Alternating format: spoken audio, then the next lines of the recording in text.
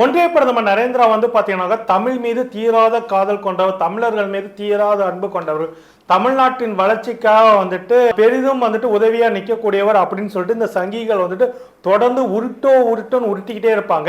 இன்னைக்கு அவங்க உருட்டுக்கெல்லாம் வந்துட்டு செருப்பாடி கொடுக்குற மாதிரி ஒரு சம்பவம் வந்துட்டு நடந்திருக்குது.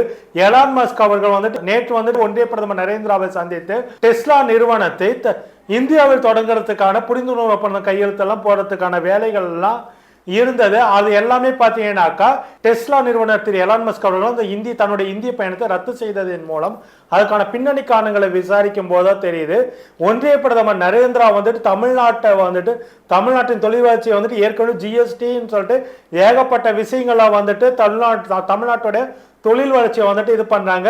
குஜராத்ல உற்பத்தி செய்யப்படுகிற நூல்கள் வந்து பாத்தீங்கன்னாக்கா பங்களாதேஷ்க்கு வந்துட்டு விற்கப்படுதே தவிர தமிழ்நாட்டுக்குள்ள அது வராத அளவுக்கு வந்துட்டு மிக தெளிவா நுட்பமான வேலைகளை பண்ணிட்டு இருக்காங்க. அதனால வந்து பாத்தீங்கன்னா ஆடை உற்பத்தி தொழில்களை வந்துட்டு ஏகப்பட்ட நெருக்கடிக்கு வந்துட்டு ஆளாயிருக்கு. இந்த மாதிரி சூழல்ல தான் இன்னைக்கு எலான் மஸ்க் அவர்களுடைய வருகையின் ரத்தினால இவர்கள் எந்த அளவுக்கு தமிழ்நாட்டில் தொடர்ந்து வஞ்சிக்கணும், இந்த தமிழ்நாட்டோட தொழில் வளர்ச்சி ஒட்டுமொத்தமா இல்லாம ஆக்கணும் அப்படின்றதுல மிக உறுதியாக ஒன்றிய பிரதமர் நரேந்திரா இருக்காருன்றதுக்கு மிக சர்வசாதாரணமான உதாரணம் தான் இந்த எலான் மஸ்கோடைய ரத்து. அதாவது வந்து பாத்தீங்கன்னாக்கா டெஸ்லா நிறுவனத்தை இந்தியாவில் தொடங்குறதுக்காக எலான் மஸ்கோடைய நிறுவனம் வந்துட்டு ஆர்வத்தை வந்து காட்டினாங்க. அவருடைய டீம் அனுப்பி இந்தியா முழுக்க வந்து ஒரு சர்வே பண்ணி R&D பண்ணியிருக்காங்க. எந்த மாநிலத்தில் தொழில் முதலீடு செய்தாக்கா தங்களுக்கு வந்துட்டு ஒரு நல்ல ஒரு அமைதியான சூழல அந்த தொழிலை பண்ண முடியும், எந்த ஒரு பிரச்சனையும் எல்லாம் சிக்கல் எல்லாம் தொழிலை வந்துட்டு நல்லபடியாக கொண்டு போக முடியும் அப்படின்னு சொல்லிட்டு அவங்க R&D எல்லாமே பண்ணி சர்வே எல்லாம் பண்ணி பார்த்ததில்ல அவருடைய டீம் கொடுத்த ரிப்போர்ட் வந்து பார்த்தீங்கன்னாக்கா தமிழ்நாட்டில் தொழில் தொடங்குறதுக்கு தான் சாதகம் வந்து சரியா இருக்குது இந்த சூழல்ல.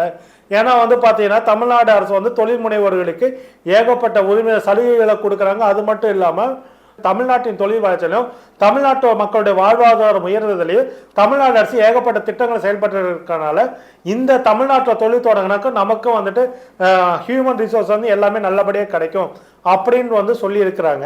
அதனால வந்து பார்த்தீங்கன்னாக்க எலான் மஸ்க் அவர்களும் உறுதியாக தமிழ்நாட்டில் தான் தன்னுடைய டெஸ்லா நிறுவனத்தை வந்துட்டு நிறுவனம் அப்படின்றது உறுதியா இருந்தது சொல்லப்படுது.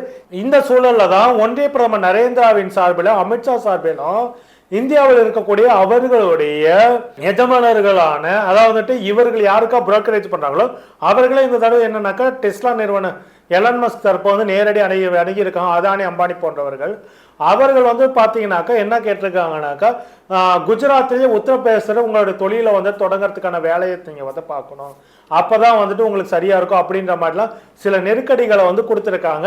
அது மட்டும் இல்லாம குஜராத்ல வந்துட்டு தொடங்கினாக்கா ஏற்கனவே குஜராத்துடைய ஒட்டுமொத்த தொழிலும் அதானி அவர்களை சார்ந்தே இயங்கி கொண்டிருக்கிறது.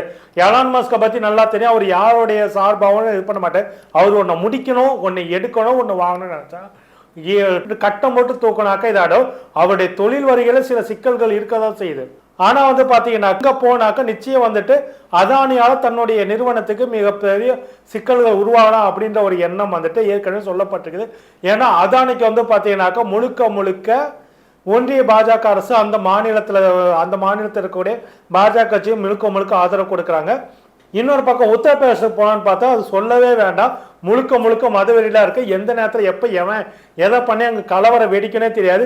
எதுக்கு எடுத்தா ஜெய் ஸ்ரீராம் போட்டு இதை தகராறு பண்ணுவாங்க. தேவையில்லாத வேலை செய்யற இடத்துல ஜெய் ஸ்ரீராம் கோஷத்தை போட்டு ஓகேங்களா, அங்க இருக்க நிறுவனத்துல ஏதாவது ஸ்பேர் ஸ்பாட்ஸை உடச்சு விட்டானுங்கன்னா மிகப்பெரிய நஷ்டங்கள் ஏற்படும்.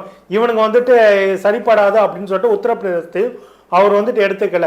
தொடர்ந்து இந்த நெருக்கடிகள் போனதுனால எலான் மஸ்க் அவர்கள் இவருடைய தொந்தரவு தாங்க முடியாம வேற வழி இல்லாம இப்போதைக்கு தன்னுடைய நிறுவனத்தில் வந்து வேலைப்பாடு அதிகமா இருக்குன்னு இப்போதைக்கு வர முடியாது, இந்த ஆண்டு இறுதியில் வந்து சந்திக்கலான்ற மாதிரி ஒரு ட்விட்டை போட்டு அவர் வந்துட்டு இந்த பயணத்தை வந்து ரத்து செஞ்சுட்டாரு.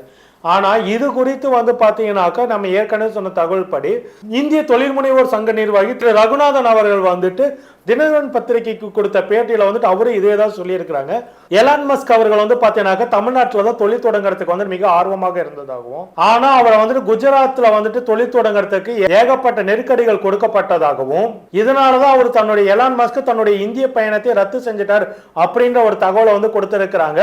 அதான் வந்து பாத்தீங்கன்னாக்கா ஒருவேளை எலான் மஸ்க் அவர்கள் வந்துட்டு குஜராத்திலே உத்தரப்பிரதேசத்திலேயோ இவர்களுடைய நெருக்கடிக்கு வந்துட்டு ஆளாகி பணிந்து போயிருந்தார் அப்படின்னாக்கா இங்க என்ன தேர்தல் சமயத்துல வந்துட்டு இது வந்துட்டு பாஜக பாருங்க எங்களுடைய ஆட்சி காலத்துல எலான் மஸ்கே வந்துட்டு இந்த மாதிரி தொழில் தொடங்குறது, அது குஜராத்தையும் உத்தரப்பிரதேசம். ஏன்னா உத்தரப்பிரதேசம் எந்த அளவுக்கு வன்முறை பூமியா இருக்குன்னு எல்லாத்துக்கும் தெரியும்.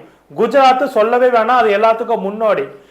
அங்க வந்துட்டு அதானியோடைய ஆட்டமும் கொட்டமும் ஓவரா இருக்குது. ஸோ இதையெல்லாம் வந்துட்டு எல்லாத்தையும் வெளிப்பட தெரிஞ்சதுனால இதை பற்றி ஏகப்பட்ட விமர்சனம் எழும்பாத. இதையெல்லாம் உடைச்சிட்டு ஒன்றிய பிரதமர் நரேந்திரா வந்துட்டு ஒன்றிய பிரதமர் இதையெல்லாம் உடைச்ச மாதிரி இருக்கும் அப்படின்னு அவங்க நினைச்சாங்க. அது ஒரு பக்கம். இன்னொரு பக்கம் வந்து பார்த்தீங்கன்னாக்கா ஒன்றிய பிரதமர் நரேந்திரா வந்துட்டு இந்தியாவுடைய தொழில்துறைக்காக எந்த அளவுக்கு உழைக்கிறாரு அப்படின்னு சொல்லிட்டு ஒரு போலியான ஒரு பிம்பத்தை வந்து கட்டமைக்கலான்னு பார்த்தாங்க. இந்த பயண ரத்தை வந்துட்டு எல்லாத்தையும் காலி பண்ணிடுச்சு. அதனால வந்துட்டு பார்த்தீங்கன்னாக்கா ஏகப்பட்ட கடுகடுப்புல சங்கிகளும் இருக்காங்க. அதை விட முக்கியம் என்னன்னாக்கா காங்கிரஸ் கட்சியோடைய பொதுச் செயலாளர் திரு ஜெயராம் ரமேஷ் அவர்கள் தன்னுடைய எக்ஸ் பதிவுல எலான் மஸ்க் அவர்கள் இந்தியாவின் ஆட்சி மாற்றத்திற்காக காத்திருக்கிறாரு.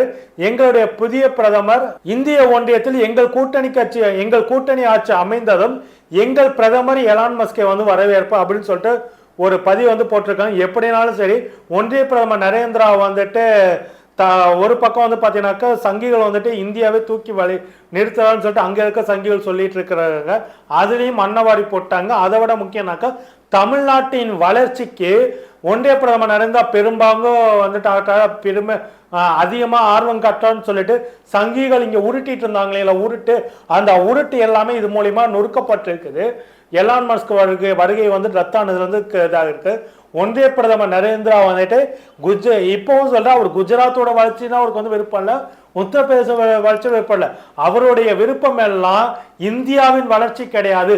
ஒன்றிய பிரதமர் நரேந்திராவின் விருப்பம் கவனம் எல்லாமே நிச்சயமாக இந்தியாவின் வளர்ச்சியோ தமிழ்நாட்டின் வளர்ச்சியோ கிடையாது. அது முழுக்க அதானிக்கான வளர்ச்சி. இப்ப கூட அம்பானி இருக்கலாம், ஆனா எதிர்காலத்துல அந்த அம்பானி ஒன்றிய பிரதமர் திரு நரேந்திரா அவர்கள் ஆட்சிக்கு வந்தா அம்பானியுடைய கம்பெனி காலியாடும், அதானி மட்டும்தான் இருப்பாங்க. இவங்க சொல்ற மாதிரி one nation one language, one nation one ration, one nation ஒன் ரிலிஜன்ற மாதிரி one nation one corporate owner அப்படின்னு நிலைமை கொண்டாந்துருவாங்க. இது மிகப்பெரிய பொருளாதார வீழ்ச்சிக்கு வந்துட்டு இதாகும். ஒட்டுமொத்த பொருளாதாரமும் இந்திய பொருளாதாரமும் ஒரு பெரும் முதலாளியை சார்ந்து ஏற்கனவே பல பெரும் முதலாளிகள் இருந்ததுனால ஓரளவுக்கு மக்களுக்கு வந்து பல சலுகைகள் வந்து கிடைத்த பொருட்கள் வந்து கிடைத்தன. ஆனா இப்ப ஒரு ஆள் கையிலே ஒட்டுமொத்த தொழில் வர்த்தகம் எல்லாம் போயிடுச்சுனாக்கா, அதானி என்ன அந்த கார்பரேட் மாஃபியாவிடம் வந்துட்டு இந்த ஒட்டுமொத்த இந்திய பொருளாதாரம் போயிடுச்சுனாக்கா, மற்ற கார்பரேட் நிறுவனங்கள் இல்லாம போயிடுச்சுனாக்கா அவன் வைக்கிறதான் விலையாகும், அவன் வைக்கிறதான் சட்டமாகும். அது ஏகப்பட்ட பொருளாதார சிக்கலுக்கு மக்கள் வந்துட்டு அல்லாளப்படுவாங்க.